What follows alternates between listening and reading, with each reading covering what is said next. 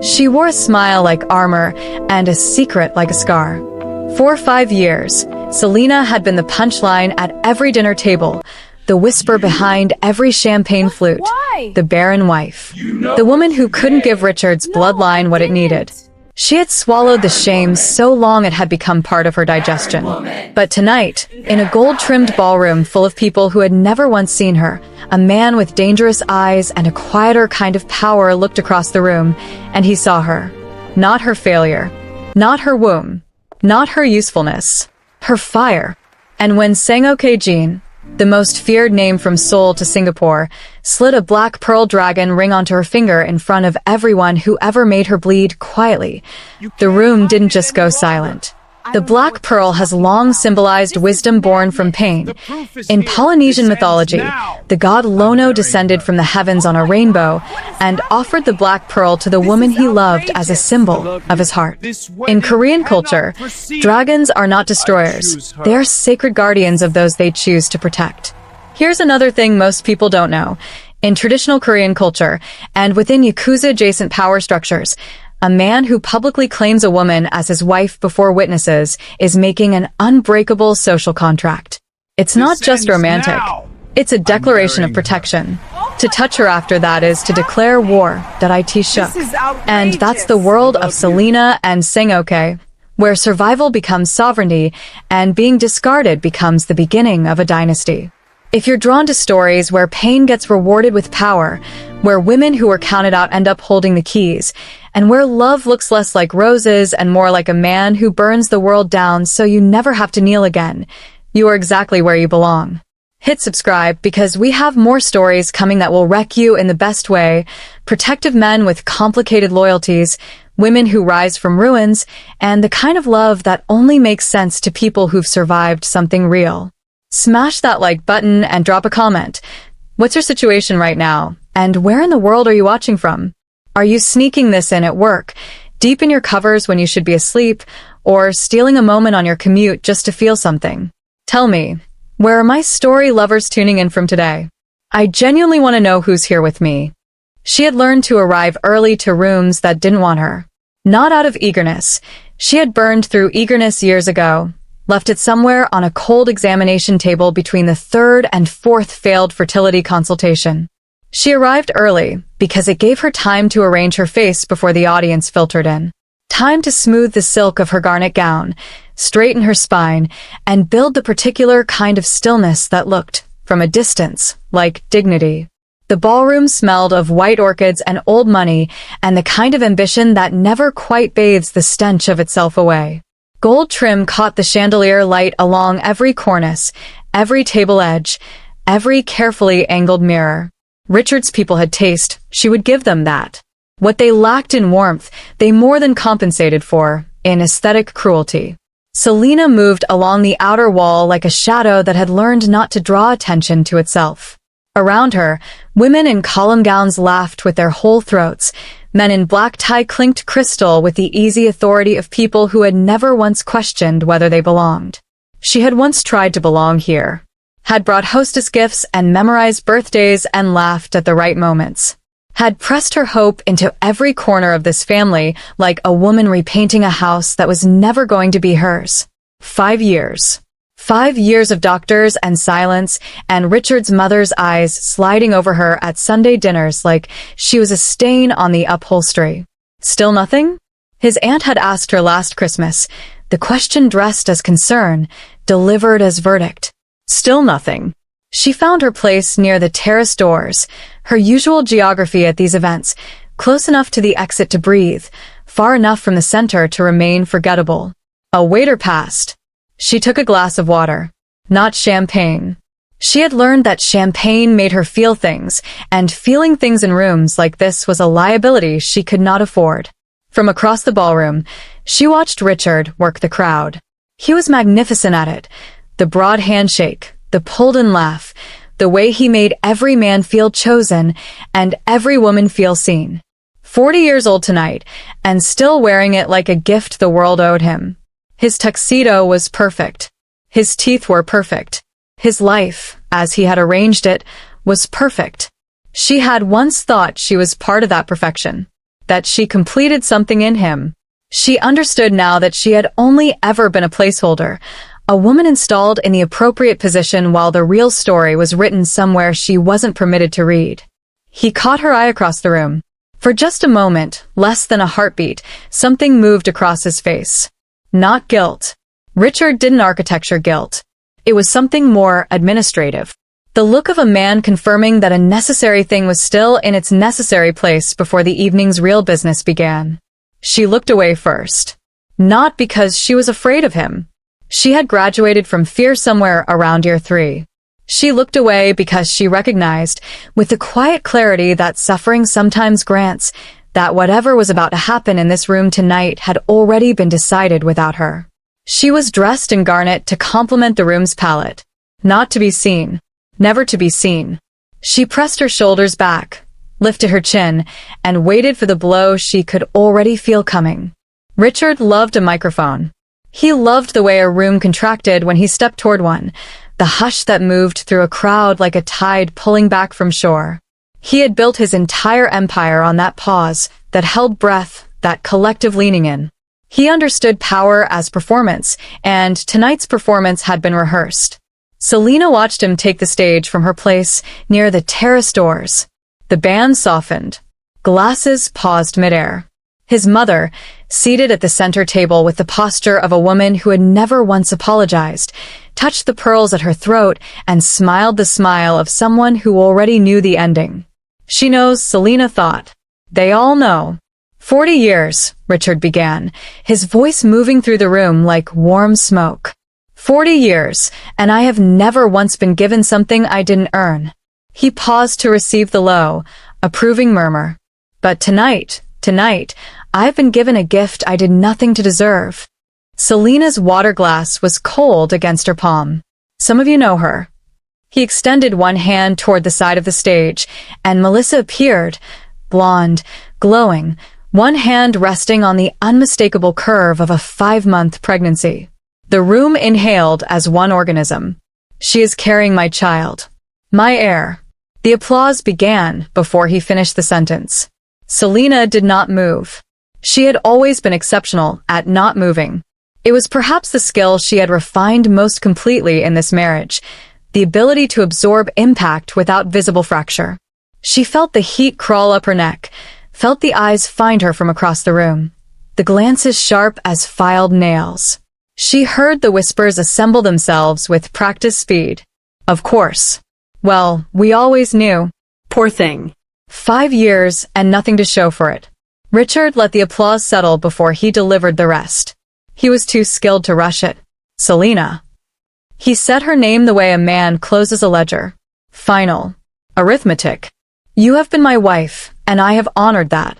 But a man building a legacy cannot do so without a foundation. I think we both know this chapter has run its course.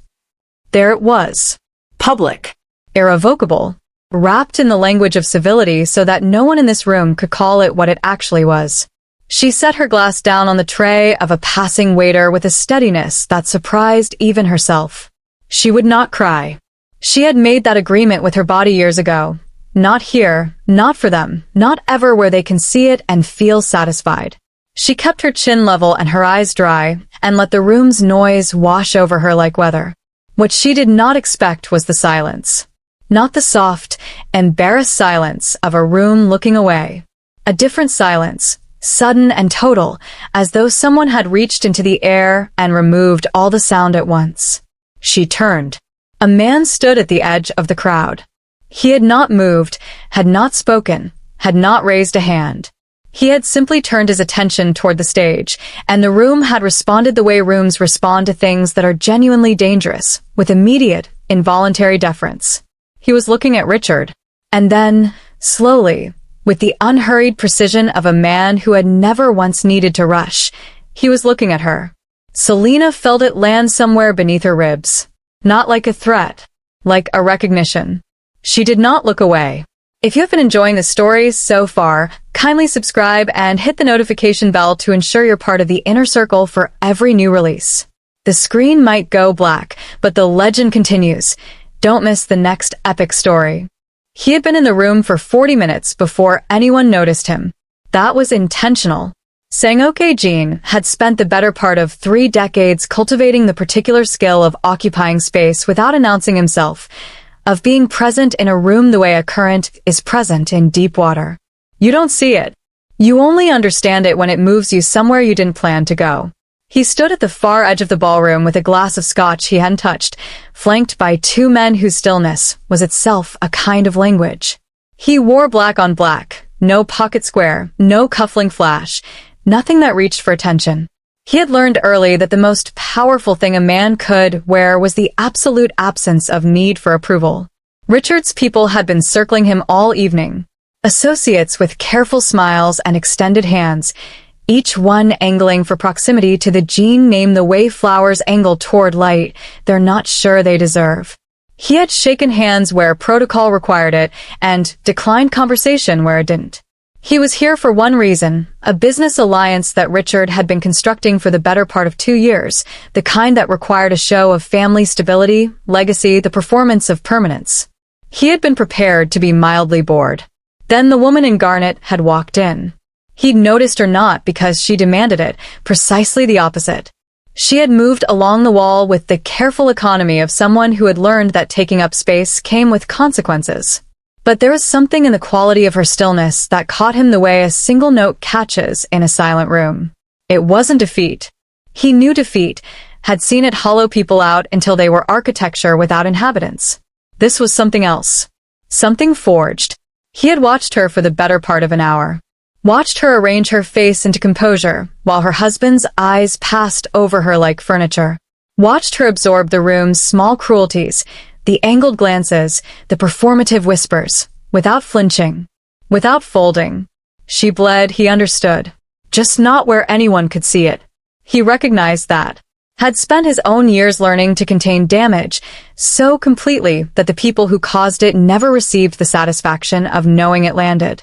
Solitude as armor. Silence as survival. He had worn that particular coat for so long it had begun to feel like skin. When Richard took the stage and began his performance, Sang-ook had gone very still. He had built his reputation on reading rooms, on understanding the architecture of a moment before it fully assembled itself. He saw it coming before the words arrived. The pregnant woman at the wing of the stage, Richard's mother's satisfied pearl touching, the way the crowd had already arranged itself into an audience for something that was going to be ugly. He watched Selena receive it. Watched her set down her glass with a hand that didn't shake. Watched her keep her chin at exactly the right angle, not defiant, not broken, but somewhere more difficult than both. He watched her absorb a public demolition with the composure of a woman who had been quietly preparing for it, possibly for years. And something in him, something that had been dormant and deliberately kept that way, shifted. He turned his full attention toward her. Unhurried, unambiguous. She felt it. He saw the exact moment she did. She turned, found his eyes across the room, and held them. She didn't look away. There, he thought. There is the fire. Richard found him between the appetizers and the toasts. He came with the particular energy of a man who believed the evening had gone exactly as planned, loose-shouldered, magnanimous, wearing his announcement like a new coat he wanted everyone to admire.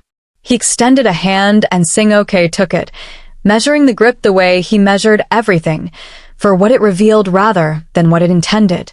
Sang-ook. Richard's smile was the expensive kind, the kind that had been practiced until it looked natural. I'm glad you're here.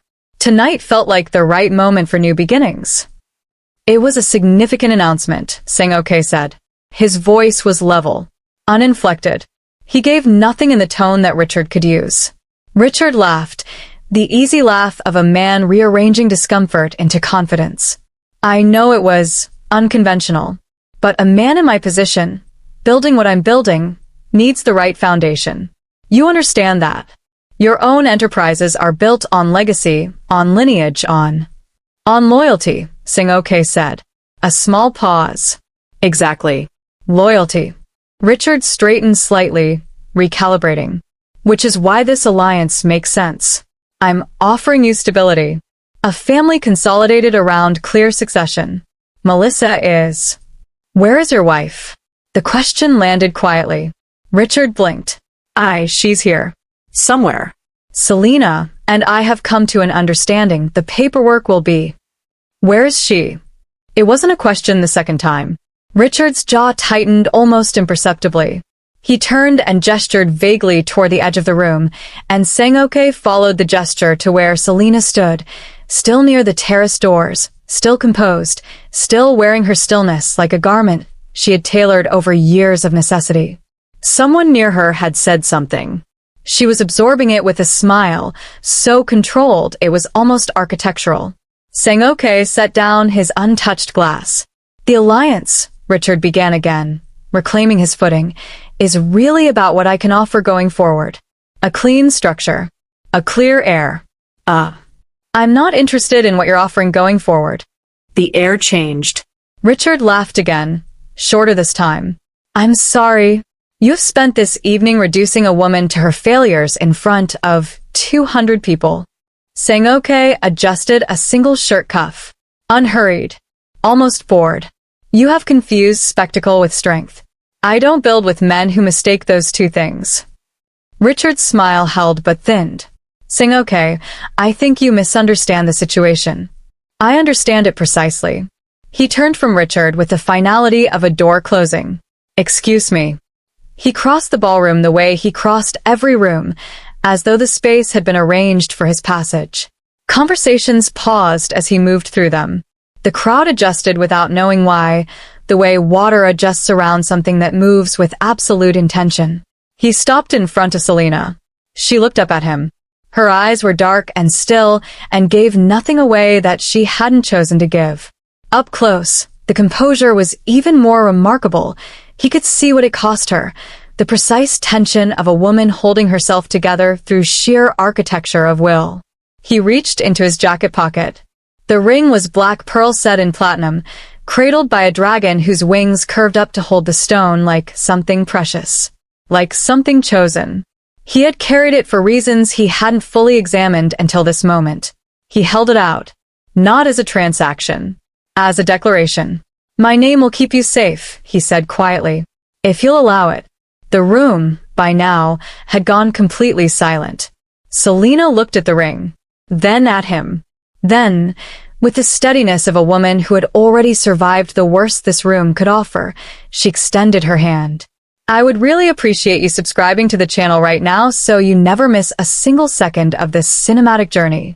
The story is moving fast, and you'll want to be here when the final reckoning hits. The ring fit, as though it had always known her finger. Selena felt the cool weight of the platinum settle against her skin and understood, in the wordless way the body sometimes understands things before the mind catches up, that something had just been permanently rearranged. Not just in the room. In her. The silence held. 200 people, socialites and syndicate associates and Richard's carefully curated constellation of the powerful and the peripheral, stood with their collective breath suspended. Champagne flutes paused halfway to lips, whispered cruelties evaporating mid-formation. The orchestra had stopped. Even the candlelight seemed to lean in. Richard hadn't moved from where Sang-ook had left him. She could feel him at the edge of her periphery, could sense the specific quality of his stillness, which was not Sang-ok's stillness at all. Where Sang-ok's silence was chosen, Richard's was the silence of a man watching a situation migrate entirely beyond his control and not yet having the vocabulary for what he was witnessing. She kept her eyes forward. Sang-ook stood close enough that she could see the precise way he held himself, not with the performed confidence of men like Richard, who needed the room's reflection to confirm their own power. He simply was. Settled in himself like something ancient and weather-tested. He looked at the ring on her finger and then raised his eyes to the room with an expression that required no translation. She is mine to protect. Adjust accordingly. The murmuring began its slow, uncertain reassembly, but it had changed register entirely.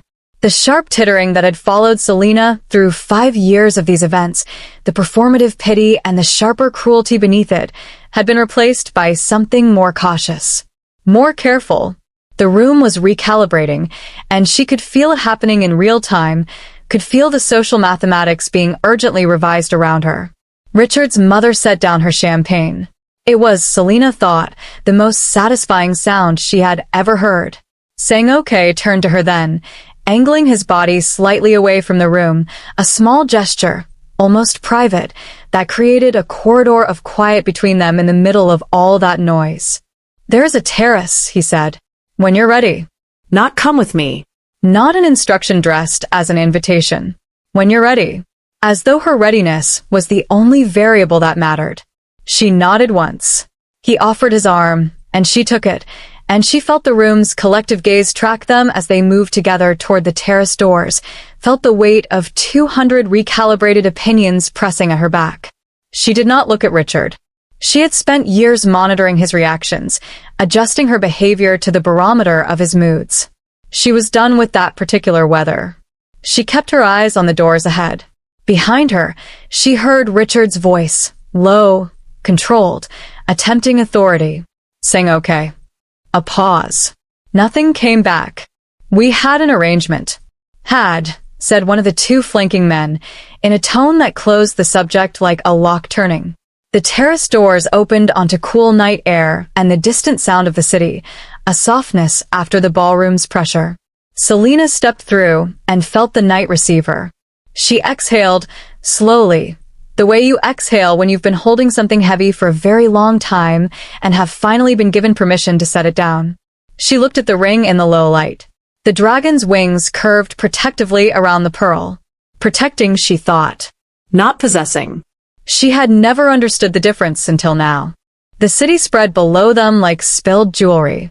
Selena stood at the terrace railing and let the night air move through her, cool and indifferent and honest in a way the room behind them had never been. Somewhere inside, she could hear the party attempting to reconstitute itself, the orchestra finding its footing again, the murmur of guests performing normalcy over the wreckage of what had just happened. People like Richard's crowd were nothing if not resilient in their superficiality. Sang-ook stood beside her, not crowding, not performing proximity, just present, the way solid things are present, without announcement, without apology. For a long moment, neither of them spoke. She had expected. She wasn't sure what she had expected. The language of transactions, perhaps. Terms and conditions delivered with polished authority. She had just accepted a ring from a man whose name made governments nervous, in front of 200 witnesses, in the wreckage of her own public humiliation. She was entitled, she thought, to at least a brief explanation. "You should know," she said finally, her voice quieter out here, stripped of the ballroom's armor, "that I'm not a strategic asset. I know. I have no holdings, no leverage, nothing Richard's family would want to protect." She turned to look at him. "Whatever you were building with him, I'm not a useful piece in it." Sang-ook was quiet for a moment. In the low light, his face was difficult to read, which she suspected was a permanent condition rather than a situational one. Then he said, "I wasn't building anything with him. Not anymore." "Because of tonight?" "Because of tonight," he confirmed. "A man who dismantles his wife in public to impress a room is a man who will dismantle anything the moment it stops serving his performance. That is not someone I trust with what I've built." Selena absorbed this. It was a colder calculus than she was used to, but it had the particular texture of honesty, and she had been starved for honesty long enough to recognize it on contact. "Then why?" she asked.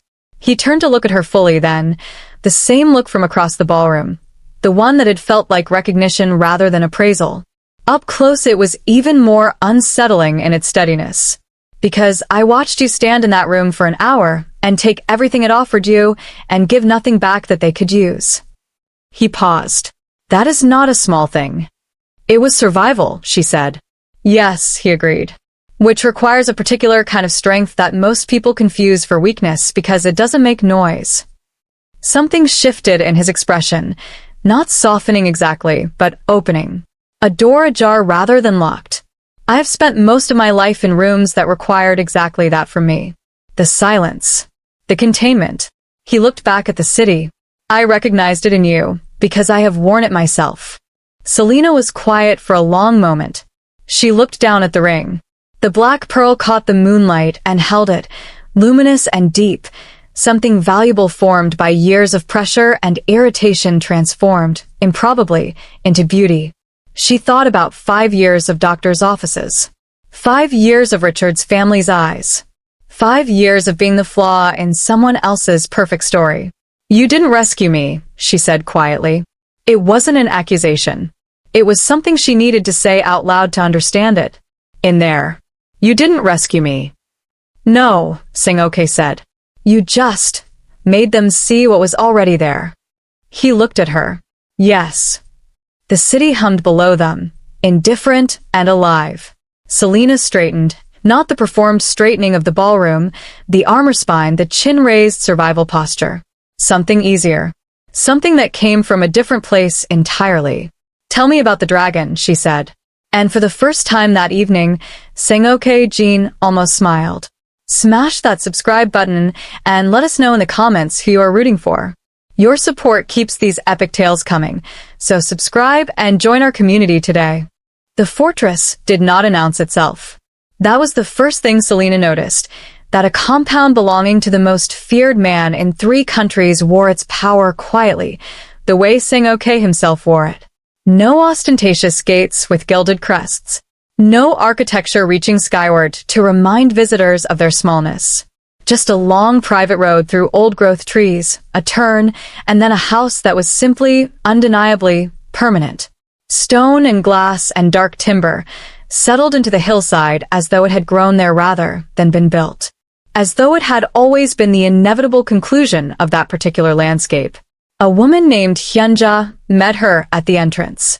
50s precise, with the manner of someone who had organized complicated things for a very long time and found comfort in the discipline of it.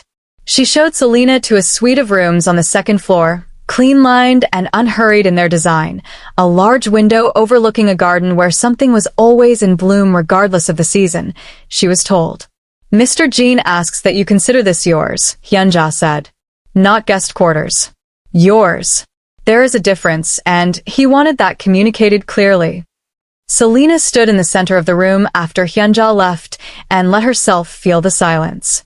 It was a different quality of silence than she was accustomed to, not the silence of a house that tolerated her presence, not the silence that followed a door closing on a conversation she hadn't been invited into.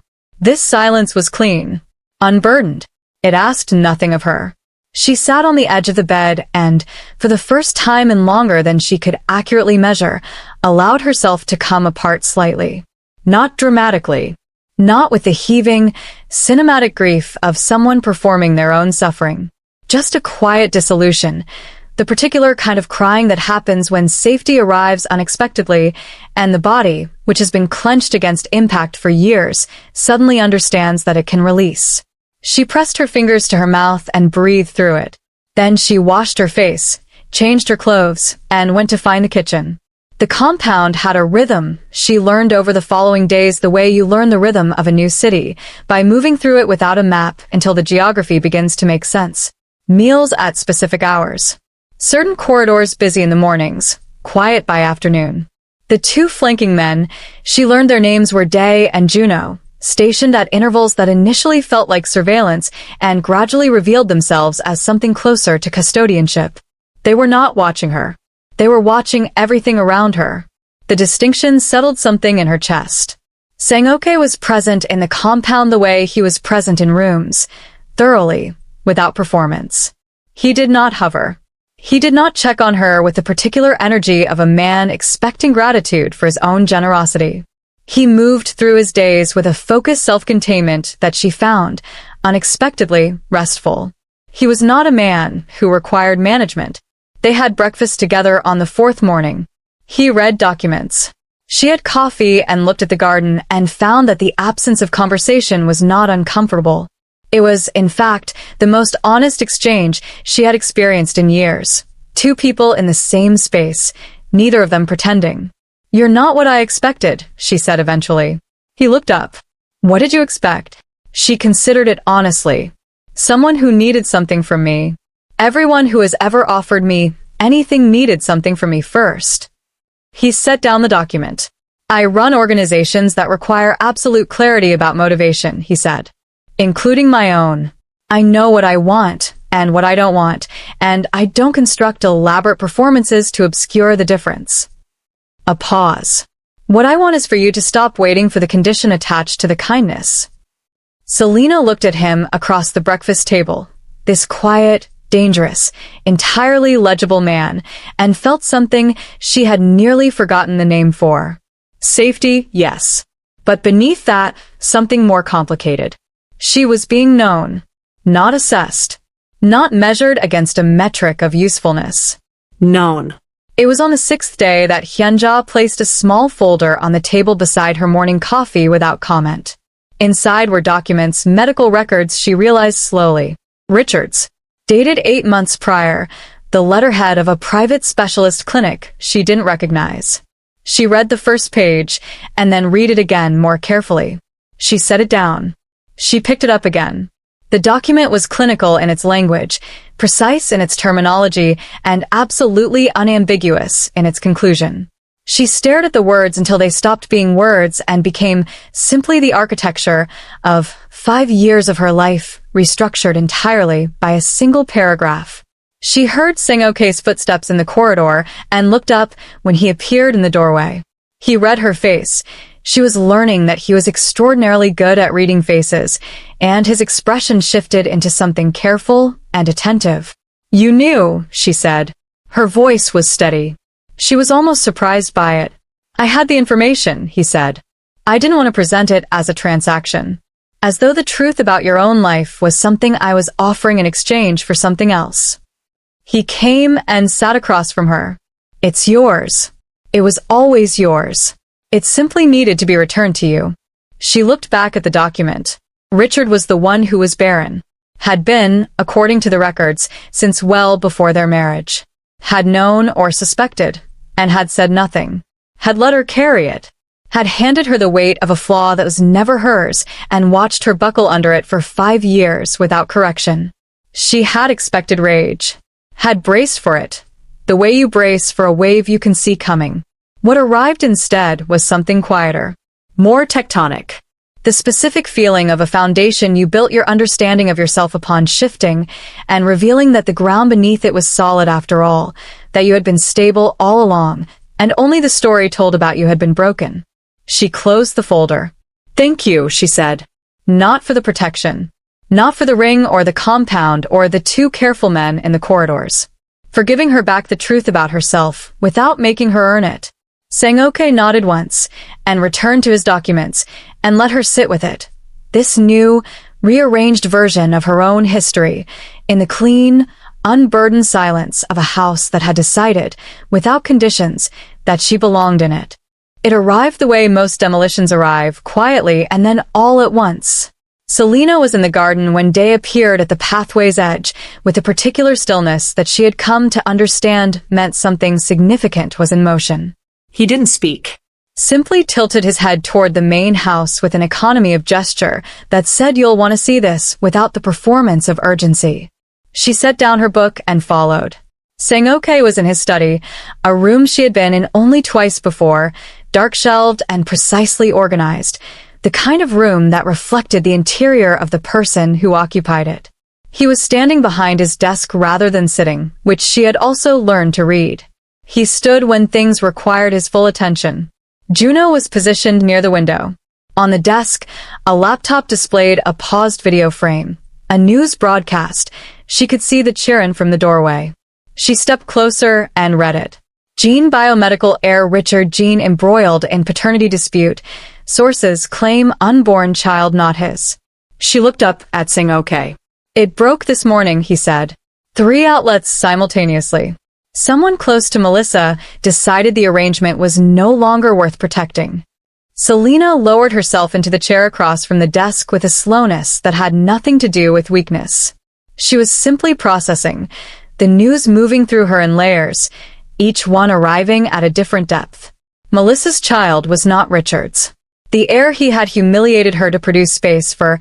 The pregnancy he had brandished in front of 200 people like a trophy that was also a verdict belonged to someone else entirely. "Does he know?" she asked. "He has known for approximately 72 hours, Sang-ok said. He hired a private paternity test when the timeline stopped adding up. He received the results 3 days ago. A pause. He has spent those 3 days attempting to contain it. Clearly unsuccessfully. Clearly. She was quiet for a moment. Outside the study window, the garden moved in a light wind, ordinary and unhurried, indifferent to the particular collapse happening in another part of the city. His companies? She asked. Sang-ook sat now, settling into his chair with the measured ease of a man for whom this kind of unraveling was not unfamiliar territory. The paternity story alone won't destroy the business, but it creates instability. His board has been looking for a reason, and instability is a reason. He folded his hands on the desk. More pressively, when I withdrew from the alliance last week, 3 of his secondary partners followed. They were waiting to see which way the Jin name moved. Now they know. Selena absorbed this. Richard had built his empire in careful coalition, each piece dependent on the credibility of the others, the whole structure as elegant and as fragile as a house of extraordinarily expensive cards. She had lived inside that structure for 5 years, had understood its brittleness from the inside, had watched him manage its fault lines with the exhausting vigilance of a man who knew the ground beneath him was not as solid as his performance suggested. She had simply never imagined she would be watching it from the outside when it finally gave way. "He'll come here," she said. It wasn't a question. It was pattern recognition. Richard in crisis always moved toward the most powerful person in his proximity. It was his most consistent instinct and his most reliable limitation. Sang-ook met her eyes across the desk. "Yes," he said. "He will." "And when he does?" The silence that followed was not empty. It was the kind of silence that contains a fully formed answer waiting for the right moment to be spoken. "When he does," Sang-ook said carefully, "the person he'll need to speak with is you." Selena felt the weight of that land, felt it settle across her shoulders not as burden, but as something else entirely. Something she was still learning the shape of. Authority. The particular gravity of a woman who had survived the worst a room could offer and come through the other side not diminished but distilled. She looked at the news broadcast still frozen on the screen. Richard's empire in the first hour of its unraveling. Melissa's careful architecture of deception exposed. The heir that wasn't. The barrenness that was never hers. 5 years of being the answer to a question that had never been correctly asked. She straightened in the chair. "Then I'll be ready," she said. If you have been enjoying this story so far, kindly subscribe and hit the notification bell to ensure you're part of the inner circle for every new release. The screen might go black, but the legend continues. Don't miss the next epic story. He came on a Tuesday, which felt appropriate. Tuesdays had always been Richard's preferred day for difficult conversations. Something about the architecture of the week, she supposed. Far enough from Monday to have shed its rawness. Too early for the weekend's proximity to soften anything. Richard liked his difficult conversations to feel inevitable. He liked to arrive having already decided the outcome. She was in the front reception room when Day showed him in, had chosen it deliberately the way Sang-ook had taught her simply by modeling it. The room you choose tells the other person what kind of conversation this is before a single word is spoken. Not the warm informality of the kitchen. Not the authority of the study. The reception room, formal, measured, and entirely on her territory.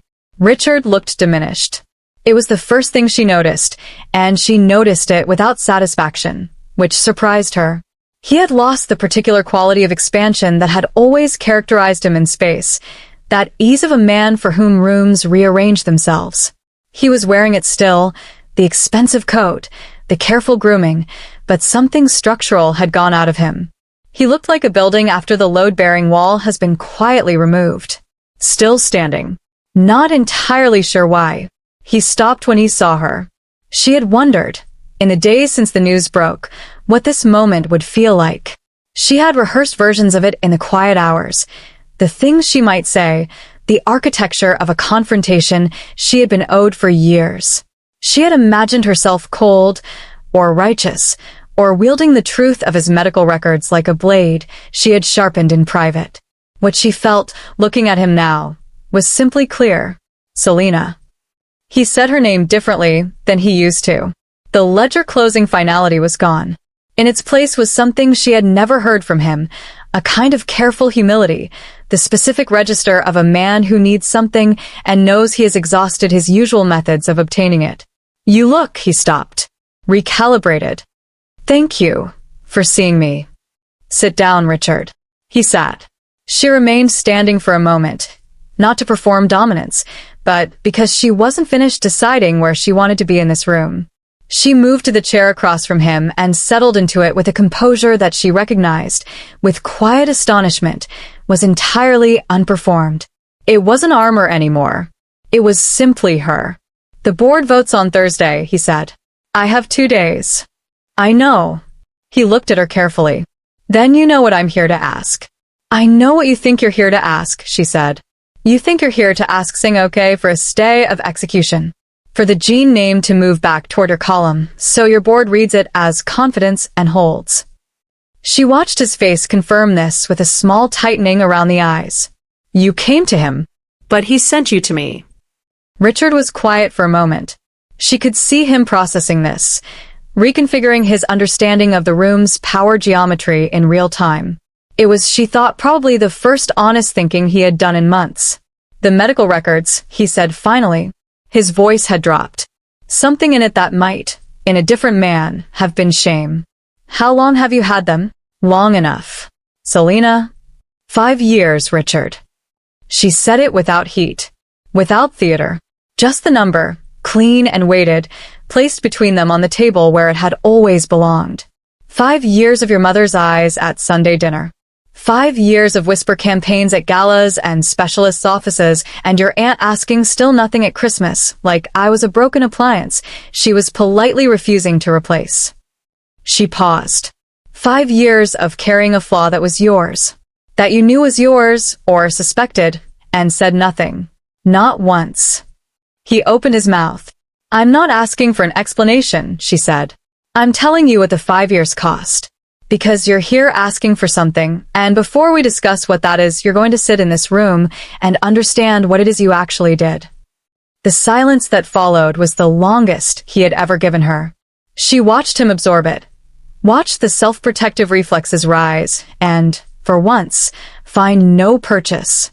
There was nothing left to protect. The heir was gone. The alliance was gone. The carefully constructed empire of his own reputation was showing its fault lines publicly on 3 news outlets for anyone who wanted to look. He was, for possibly the first time in his adult life, simply a man in a room with the consequences of his choices. I was afraid, he said finally, quietly, of what it meant.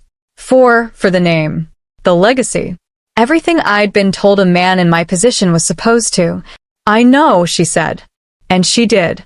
She had always known, in the way you know things about people you have lived alongside for years, the particular shape of Richard's fear, the way his need for legacy had curdled into cruelty because he lacked the courage to face its source. Understanding it didn't absolve it, but it completed something, closed a loop that had been open and catching on everything for 5 years. What I'm going to offer you, she said, is not what you came here expecting. He waited. Sang-ook won't re-enter the alliance. That's finished, and it's finished because of choices you made, and no conversation in this room changes it. She let that settle. But there are 2 board members, Yoon and Park, who have been waiting for a reason to support a restructure rather than a full dissolution. They will respond to a signal from this house. She paused. I can provide that signal. Not to save your company. To ensure the people who work in it, the 340 employees who had nothing to do with your choices, land somewhere stable. Richard stared at her. Why would you? Because I'm not you, she said simply. I don't require your suffering to feel whole. And because the 340 people who work in your logistics division deserve better than to lose their livelihoods because their employer couldn't face a medical record.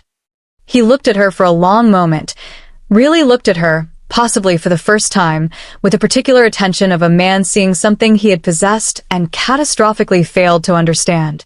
Selena, he said. His voice had the quality of a man arriving somewhere too late. I'm sorry. She nodded once. Not forgiveness. Not absolution. an acknowledgement that the words had been spoken and received and filed in their appropriate place. "I'll make the call tomorrow morning," she said. "You should go." He went. She sat in the reception room after the sound of his car had faded, in the clean, unburdened silence of the compound, and felt the last of the 5 years complete itself and close. The dragon came apart in her hands. Not literally, it was, as she had learned over the weeks, extraordinarily well made.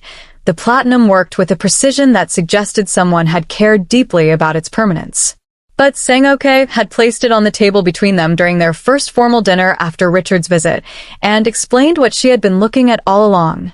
"The dragon," he said, "in the tradition my grandmother kept, the one her family brought from Jeju before the war, is not a symbol of power over things. It is a symbol of power for things." He turned the ring in the candlelight, showing her the interior of the band, where something was engraved in script she couldn't read. "The guardian, not the conqueror. The one who holds the peace so that the people inside the circle can exist without fear." Selena looked at the engraving. "What does it say?" "Jikianaganan Serum." A pause. "Roughly, the one who keeps." She was quiet for a moment. Outside the dining room's tall windows, the garden was silver with early evening light, the old-growth trees at the property's edge holding the compound in their particular, permanent embrace. "Is that what you've been?" she asked. "All this time? The one who keeps?" He considered the question with the seriousness he gave all questions that deserved it. "I have tried to be. It is more difficult than it sounds. The keeping requires," he paused, searching for precision. "It requires you to be willing to absorb the cost of the circle's stability yourself. To stand at the perimeter and take what comes without letting it reach the interior." He looked at her across the table. "I have done it alone for a long time. And now?" He set the ring down between them. "I built something," he said. "Over 20 years, with an attention to every detail and a cost that I don't discuss and wouldn't ask anyone to fully understand. It functions. It provides for the people inside its circle. It is, by most measures, exactly what I intended it to be." He was quiet for a moment. "But intention and meaning are different things. And for the last several years, I have had the first without the second." Selena looked at him across the candlelight, this carefully constructed, genuinely dangerous, unexpectedly legible man who had crossed a ballroom toward her with a ring in his pocket and given her back the truth of herself without asking for anything in return. "The call you made to Yoon and Park," he said. "For Richard's employees." "Yes. You didn't ask me first." No. He nodded slowly. Not displeasure. Something more like recognition. "You understood the reach of the name, without overreaching. You used it for something that required no return." He paused. "That is not a small thing. Most people, given access to that kind of leverage for the first time, use it for themselves. Immediately. And with both hands." "I didn't need it for myself," she said. "I know." He looked at her steadily. "That is precisely why I want you to have it." He slid the ring across the table. Not to return it to her finger. It was already there, had been since the ballroom. This was something else. A formal transfer. A document of intent without the paper. "The dragon's soul," he said. "What my grandmother called the conscience of the enterprise. The part that remembers what the circle is for when the keeping of it becomes complicated." He held her gaze. "I've kept it alone long enough. I would like, if you're willing, for you to keep it with me." Selena looked at the ring. At the dragon whose wings held the pearl not in possession but in protection, curved around something precious, something formed by years of pressure and patience, holding it up to the light. She thought about the garnet gown and the terrace doors and the 5 years of bleeding quietly in rooms that measured her worth by the absence of what they decided she couldn't provide. She thought about what it had cost her, what it had, in the final accounting, made her, tempered into steel. The story of her had always said, by the people who thought they were describing a tragedy.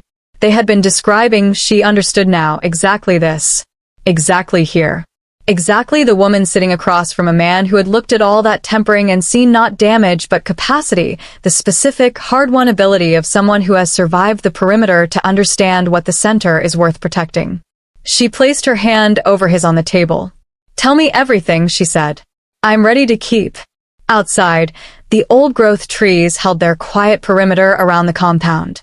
The garden moved in the evening wind, unhurried, unburdened, tended carefully by someone who understood that the most important things grow slowly and require a particular kind of patient, deliberate love. Inside, the dragon held the pearl in its platinum wings, and the Empress, at last, took her place at the center of the circle.